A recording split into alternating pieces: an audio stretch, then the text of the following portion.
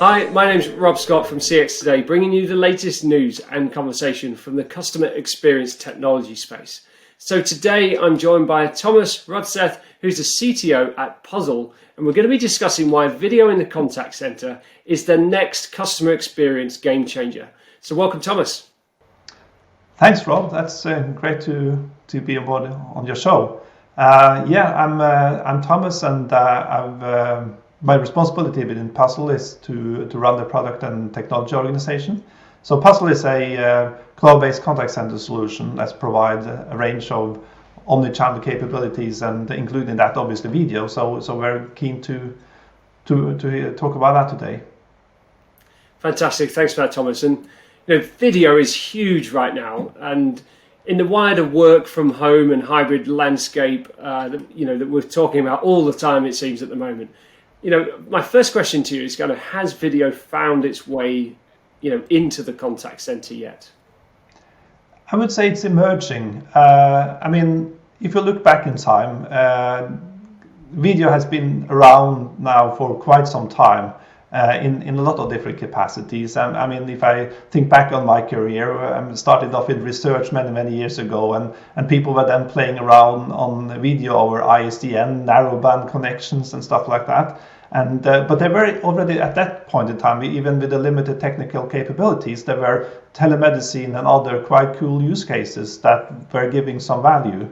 But now with the pandemic and the situations we've been in, most of us over the last year, people have become more technical competent, and they're more technically equipped with the cameras and broadband connections, and they're starting to see the value more and more and getting used to this engagement across a camera and across a broadband connection. Even though most people are looking really forward to getting back to the real life, it is also quite convenient in many different cases.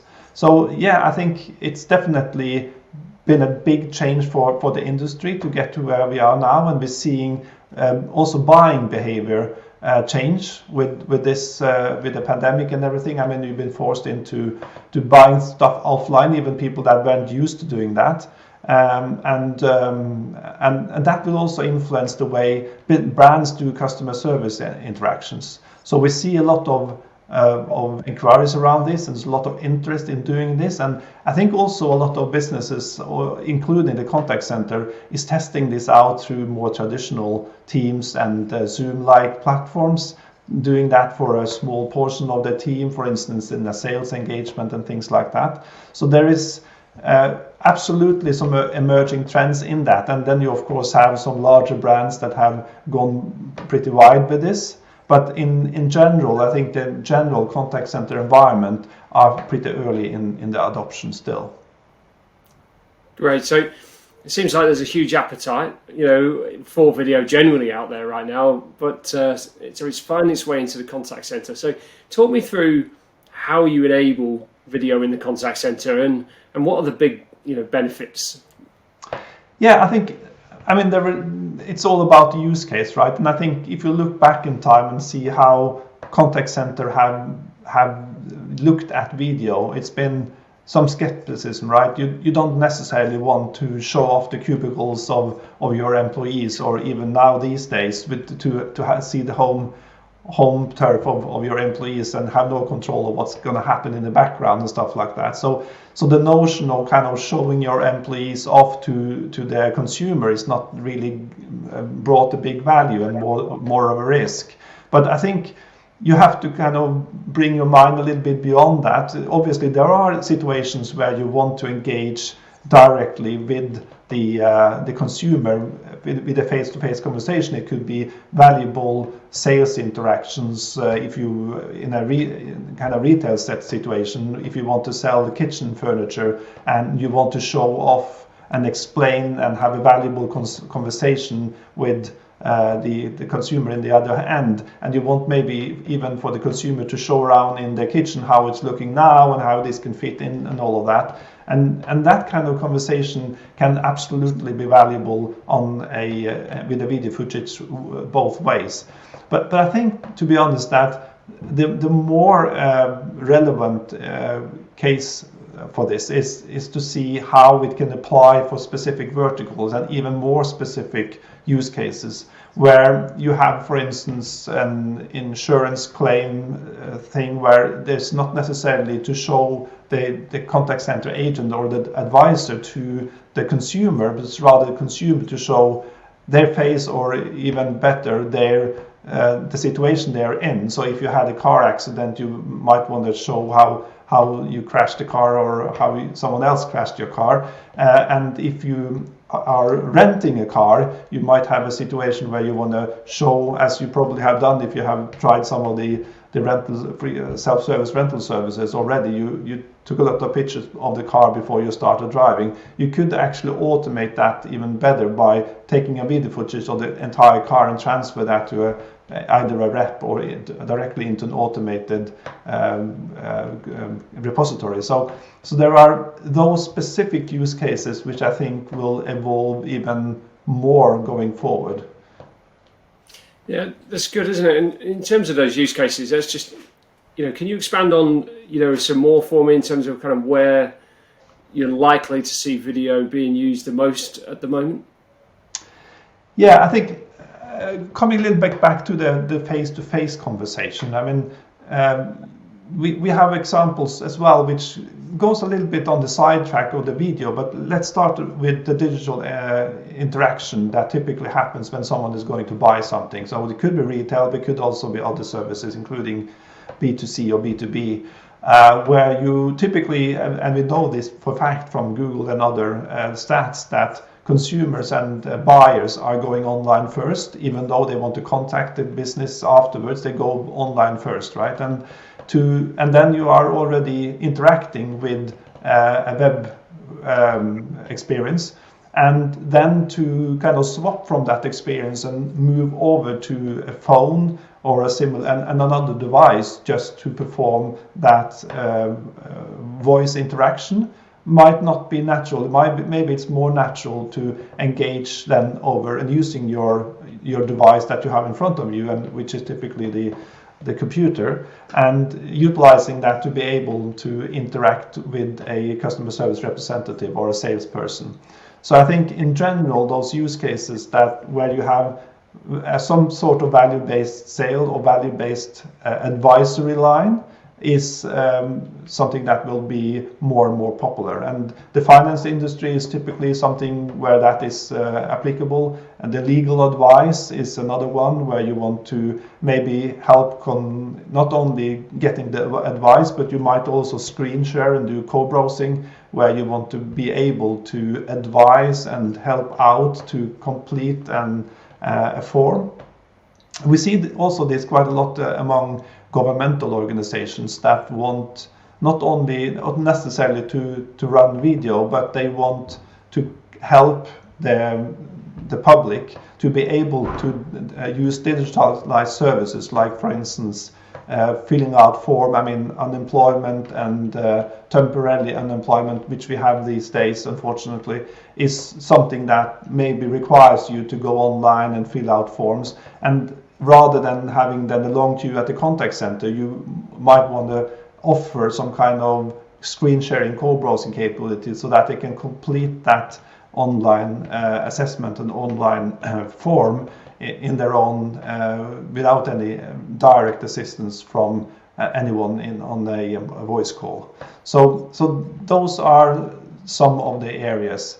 When it comes to the customer service situation, I think there's another situation as well, where you typically might want to start off with a web chat or something. Let's say that you have an issue with your vacuum cleaner, or you have an issue with your broadband router, and you want to show the agent or customer service representative a specific part of the device, or you want to show that so that they are able to advise you which buttons to press, rather than to have some expensive field service person coming out to your house and doing the changes. So those kind of efficiency gains, both from the consumer perspective but also from the business perspective, will we want to see more and more of that, I think, going forward. Yeah, it's interesting, isn't it? And I mean, when I think video, I think Zoom, I think Microsoft Teams, programs like that that have been hugely popular throughout the pandemic. Are you starting to see those tools being used in the contact center, and do they belong in the contact center? Can they really work in that kind of environment? Puzzle is actually certified to integrate to Teams as an example. So absolutely, there will be a room for both, and there will be, and then when I'm saying both, it is because I think there is absolutely some use cases where those, let's call it generalist tools, can be utilized. But I'm also quite convinced, and this will evolve over time, that there will be more specific use cases, and some of them I have already explained, that will require a more specific and more tailored user experience.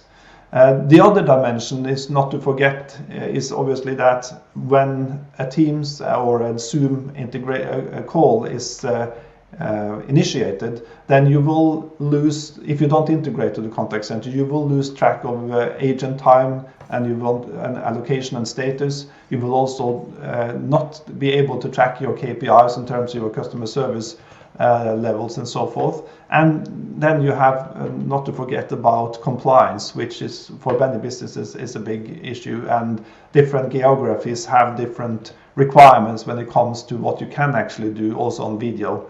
And you have of course payments and all the PCI stuff that is related to the same. So I think that for kind of smaller scale usage, absolutely these platforms will be there, and because people are already paying for them, it's very easy to take them and maybe just integrate loosely into the contact center, whereas the more bespoke and I would say high volume cases and more compliance rich cases will require dedicated solutions to cover the same capability.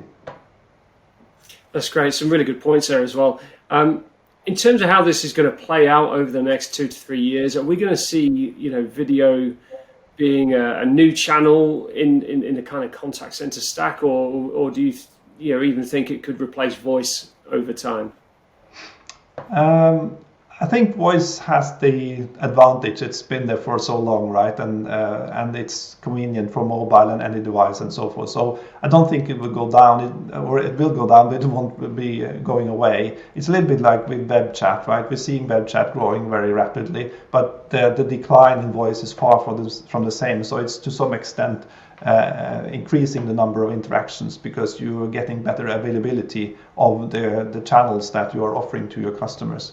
When it comes to video, I think there will be specific use cases, and I definitely think that video has come to be a new channel and more a channel of choice for many.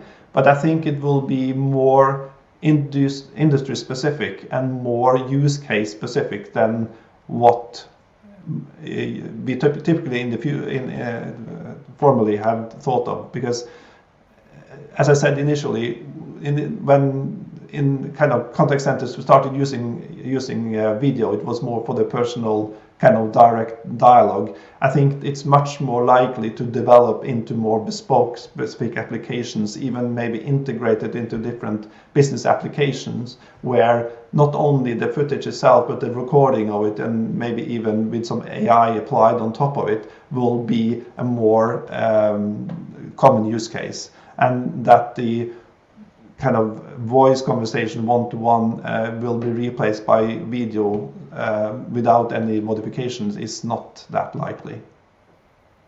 It's really interesting, and certainly it's going to be more and more exciting to see how video kind of finds its home in the contact center space and customer experience space going forward.